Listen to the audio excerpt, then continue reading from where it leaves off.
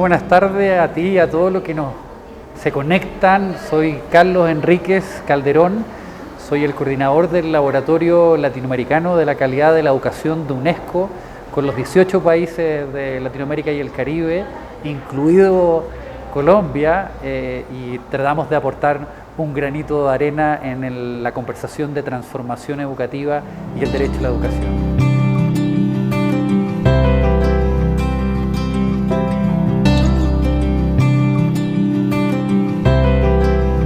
La tecnología es una tremenda oportunidad para conectarse, una tremenda oportunidad para la globalización, para trabajar en distintos lugares, para poder, en definitiva, transformar en mayores oportunidades de bienestar para toda la gente que habitamos en el planeta. Pero también es una herramienta de apoyo al aprendizaje, pero requiere de una mediación. La tecnología puede ser también una interferencia. Vemos hoy día que los teléfonos celulares, el internet, las redes sociales empiezan desde muy pequeños. A veces los padres no tenemos tiempo y para que estén tranquilos le entregamos el teléfono y bueno, para descansar es posible, pero cuando a un niño, una niña, está extremadamente expuesto finalmente a, en este caso, la tecnología, las redes sociales, no es en este caso, utilizado con fines educativos. Para poder utilizar la tecnología requiere de un mediador para transformar en oportunidades de aprendizaje. Por eso, ojalá desde niños más pequeños, la tecnología para lo imprescindible. Y a medida que van creciendo, sí es una herramienta central que puede utilizar cada docente, cada maestra, cada maestro para poder maximizar, aumentar, generar oportunidades de aprendizaje. Un ejemplo muy puntual, niños de 10 años son capaces de conectar la matemática, son capaces de conectar la ciencia, son capaces de conectar la informática en sus intereses. Niños de 10 años en una cruzada por la defensa de los animales, haciendo una página web, generando un Instagram. ¿Para qué? Para defender los animales, cuidar el planeta, ser capaces finalmente de generar redes de asociación por el interés mayor del cuidado de los animales.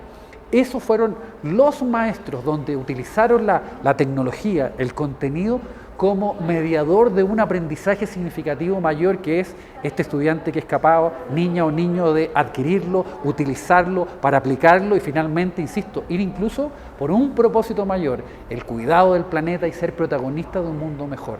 La tecnología puede abrir muchísimas oportunidades, pero requieren de maestros que apoyemos, que preparemos y finalmente, que insisto, todo lo que ellos realizan se utilice con foco, con intención pedagógica de dotar de estas posibilidades y habilidades a nuestros estudiantes.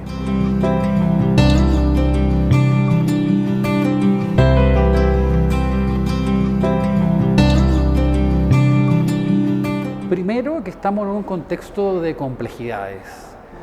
Una pandemia que tuvo 2 años los niños prácticamente encerrados, sin la posibilidad presencial. Somos el continente que tuvo más días de cierre de colegio del planeta. Eso afectó las habilidades socioemocionales, el cómo nos relacionamos, eso afectó las posibilidades de aprendizaje, eso nos afectó no solo a los adultos, sino que afectó a los niños. Niños que no han tenido incluso en ese tiempo oportunidades de relacionarse con el otro. Diciendo eso, es que hay que reconocer que requiere de apoyos más sustantivos a los maestros, a las maestras en todo lugar. Diciendo eso, también se abren posibilidades a propósito de la tecnología, posibilidades a propósito de la inteligencia artificial, posibilidades a propósito de utilizar más modernas metodologías para poder finalmente trabajar esto, pero estamos en un contexto de menores aprendizajes, dificultades en nuestras relaciones de habilidades socioemocionales, por tanto necesitamos adultos que medien, que acompañen, que ayuden, que colaboren, que focalicen para que los que nos estamos quedando atrás, en definitiva, nos entreguen herramientas, apoyo para que esto sea decisivo. Esto es central porque han pasado, ya cerramos el 2022, estamos en el 2023 y hay estudios preliminares que dicen que ese rezago emocional y también en aprendizaje significativo no se ha repuesto y sigue siendo muy significativo. Por tanto, necesitamos redoblar los esfuerzos para apoyar la recuperación, para tener una transformación en un aprendizaje no de transferencia de conocimiento, sino este aprendizaje de estudiantes protagonistas de un mundo mejor, de una sociedad mejor, consciente del otro y que en definitiva ellos ayudan finalmente con 6, 8, 15 o 17 años. Diciendo eso, requiere que cada centro escolar tenga un plan de acción y al menos lo que hemos visto desde YES UNESCO, primero que el principal eje de la transformación educativa son los docentes. Los docentes que son parte de la solución, los docentes que no se quedan en el problema, sino que buscan solución en equipo, los docentes que finalmente son conscientes de sus estudiantes y lo apoyan, los docentes que utilizan herramientas para saber dónde están, para no partir con sexto de primaria, sino a lo mejor hay que retroceder a cuarto de primaria para poder generar ese aprendizaje significativo, ese andamiaje para posteriormente ir en busca del aprendizaje del año siguiente y posterior. Eso es central. Un maestro que visualiza dónde están en su trayectoria de aprendizaje para que la conversación no sea pasar contenido, para que la conversación no sea transferencia de contenido, para que la conversación no sea este es el año en que deberían estar, sino dónde están, qué apoyos tengo que realizar y en función de eso un docente significativo que entrega contenido para mediar habilidades de aprender a aprender, para mediar procesos cognitivos, para poder finalmente lograr que ningún estudiante se quede atrás. Por tanto, esto requiere decisión en todos los niveles. Necesariamente requerimos gobiernos y sociedades empoderados, pero a nivel de escuela, el equipo de cada centro escolar sí puede marcar la diferencia con equipos directivos empoderados y que la pregunta sea ¿cómo te ayudo? ¿Cómo en conjunto trabajamos con equipo? ¿Cómo esto que es un problema no nos culpamos, sino que somos responsables de encontrar una solución, donde la solución la podemos encontrar entre todos, donde lo que hace un colega que puede ser más eficiente, que bueno, y bueno, ¿cómo aprendo del colega de al lado? En definitiva, ¿cómo generamos comunidades de aprendizaje lo más cercano al aula para que en definitiva eso se pueda transferir en metodologías, en acciones muy concretas, insisto, para detectar dónde está cada niño, no encontrando culpables, sino que buscando soluciones para este problema que es conjunto y que lo que hacemos día a día, desde el inicio de que entran a nuestros centros escolares hasta que salgan, tenga un propósito escolar, pero el estudiante sepamos dónde están. Si seguimos haciendo sin saber dónde están los estudiantes, es como el chiste de Mafalda que a final de año le vamos a preguntar a los niños y vamos a hacer muchas cosas. Pero Manolito nos va a decir desde febrero que empieza el año escolar aquí, mayoritariamente a diciembre, no ha aprendido nada. Y eso es un tremendo problema. Necesitamos saber dónde están nuestras niñas y niños en su trayectoria de aprendizaje para que lo que hacemos, la experiencia pedagógica, pueda reconocer ese aprendizaje previo, que es aprendizaje previo, dónde estamos en nuestros conocimientos, en nuestras habilidades, poder modelarle y decirle dónde queremos llegar, cuáles son las metas, los objetivos de aprendizaje, dónde queremos movilizarlo y que la estrategia pedagógica ayude a generar esos andamiajes para que cada uno de esos niñas y niños podamos movilizarlo al aprendizaje. El contenido no es el propósito, el contenido es mediador de estas habilidades mayores que queremos alcanzar, pero insisto, el apoyo del equipo docente, trascendental, y segundo, los docentes saber dónde están esos estudiantes para que lo que hacen sea efectivo y no terminar finalmente haciendo mucho sin impactar en bienestar y aprendizaje de los estudiantes, que es lo que todos queremos.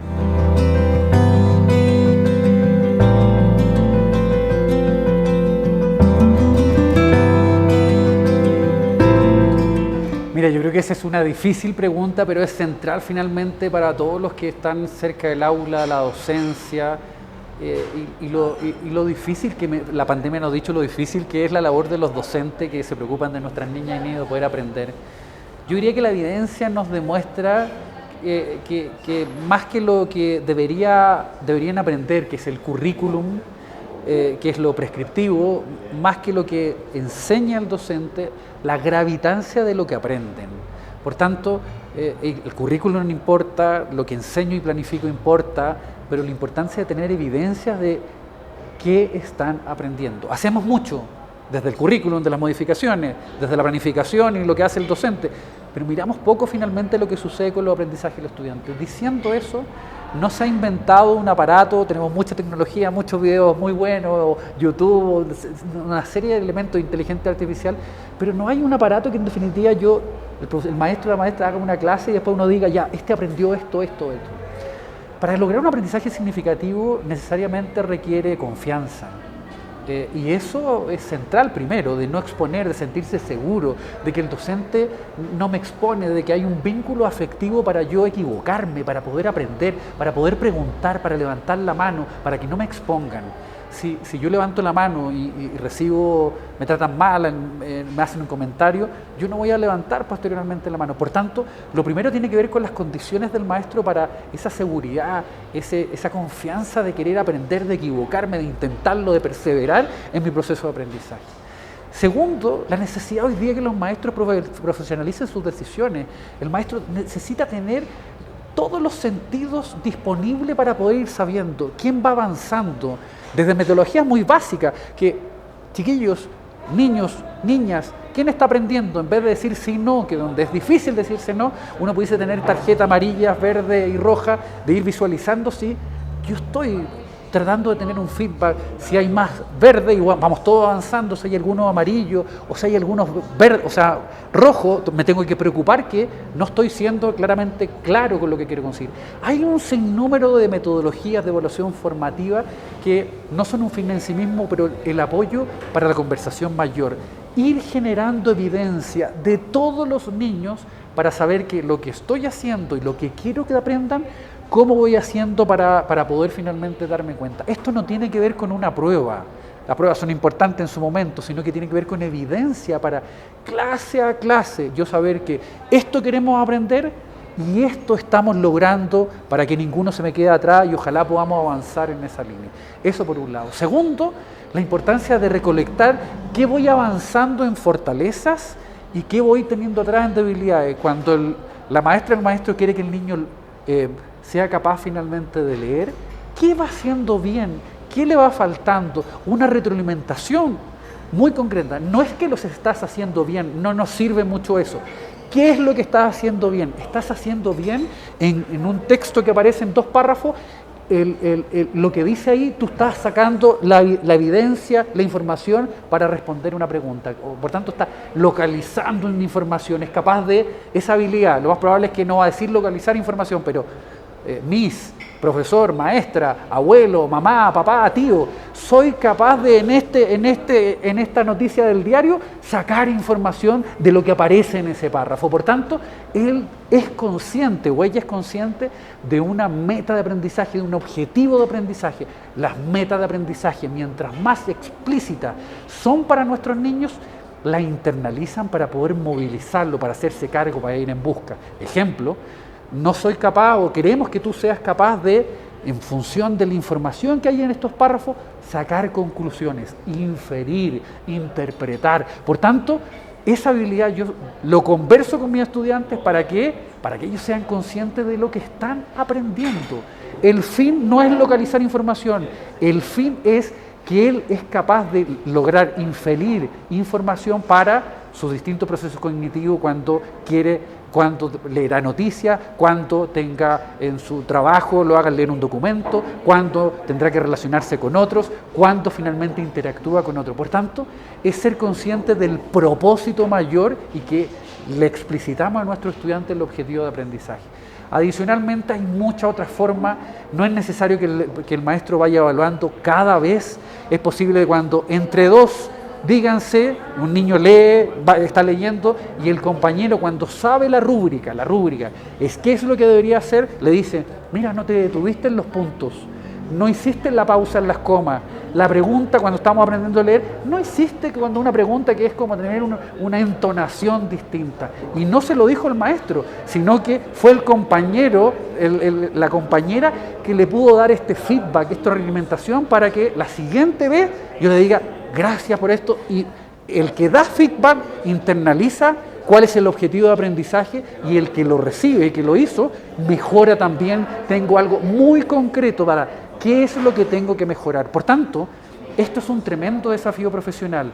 No solo hacer procesos educativos, no solo instalar nuevas metodologías, sino ser muy consciente en cómo lo implementamos, cómo nuestros niños la van internalizando y finalmente, insisto, hacer, pero ir mirando muy conscientemente en el día a día qué es lo que están aprendiendo. ¿Para qué? Para ser efectivo, para poder dar feedback, para poder mejorar, para entregar las metas de aprendizaje y para que lo que va ayudando cada maestro ayude a ese proceso finalmente de movimiento entre el aprendizaje previo, lo que sea antes, a lo que queremos que ellos vayan logrando.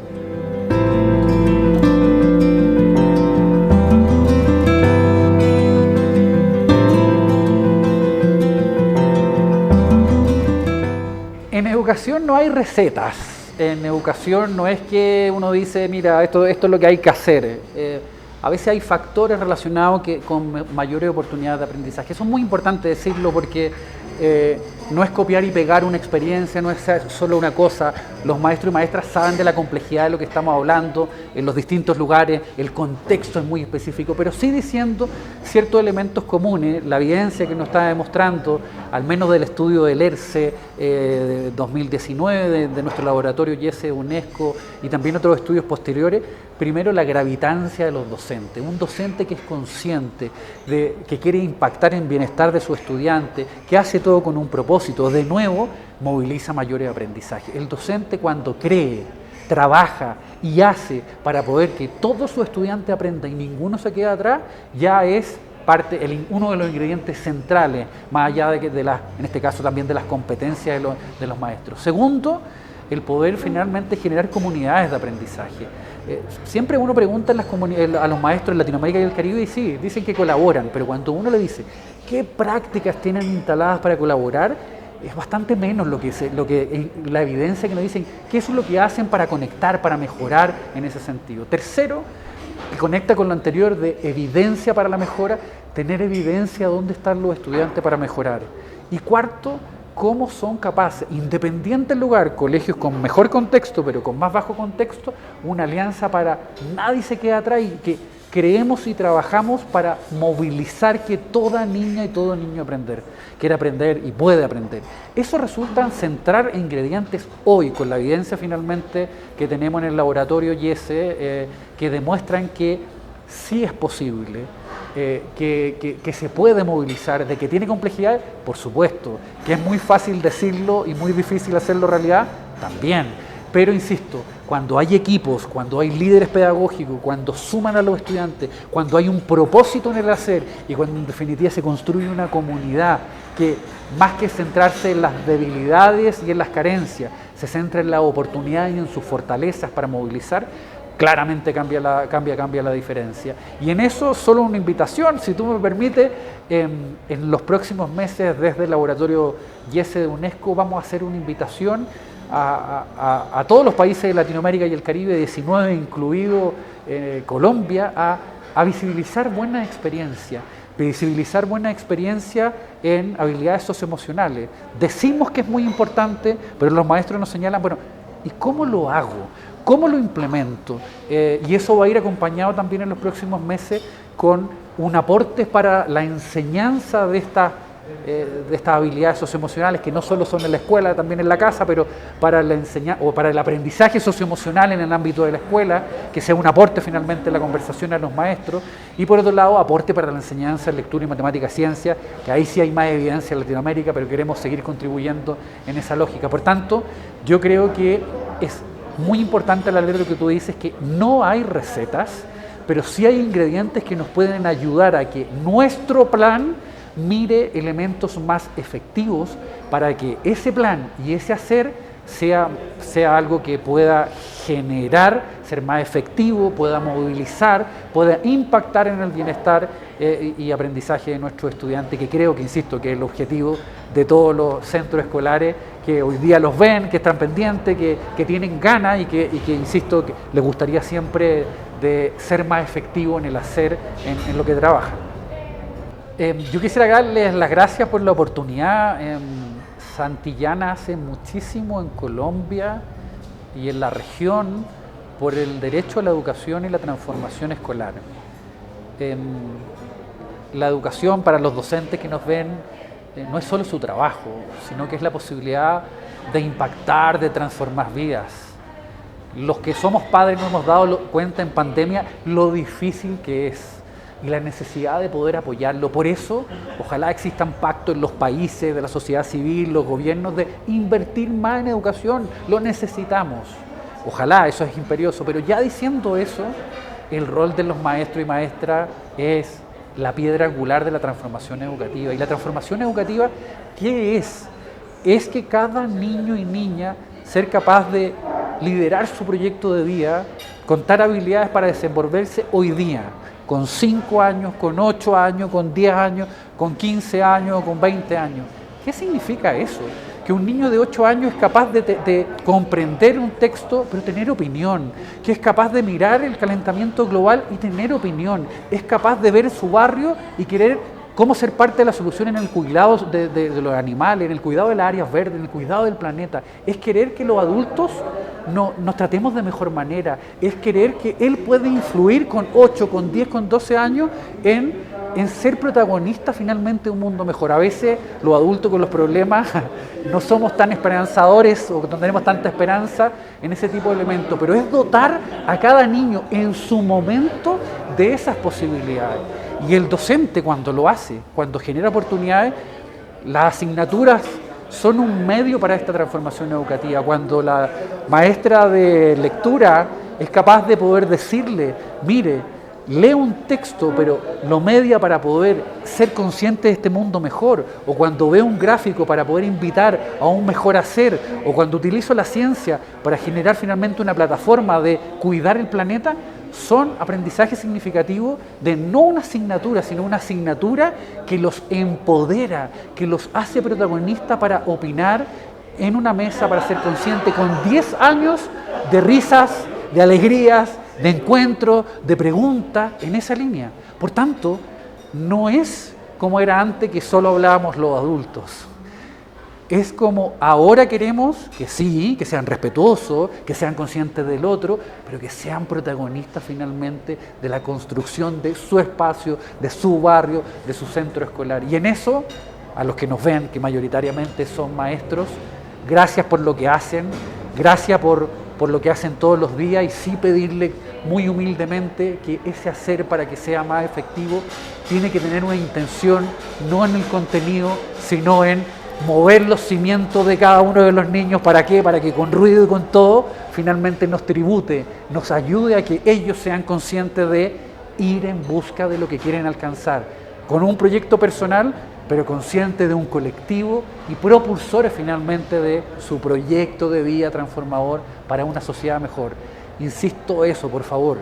No a los 18 años cuando voten Ciudadanía Mundial, no a los 18 años cuando a lo mejor van a entrar a la educación superior, no a los 18 años cuando a lo mejor quieren hacer otras cosas, sino que hoy día, con sus 8, 10, 12 años, con su espacio, con su trayectoria, con sus curiosidades, con sus complicaciones, a veces también con sus pataletas. O sea, ¿cómo en ese escenario los ayudamos con normas también a ir construyendo una sociedad del respeto, de alianza y de construcción de un mundo mejor? Así que esa es la invitación. Gracias a las maestras y los maestros por ser parte de esta cruzada, de ser parte de la solución, de que es difícil, es muy difícil, no hay recetas, pero insisto, cuando hay más gente en esta red que es, a pesar de los problemas, impulsar la mejora, yo creo que eso cambia y finalmente transforma vida, que es lo que finalmente todos queremos.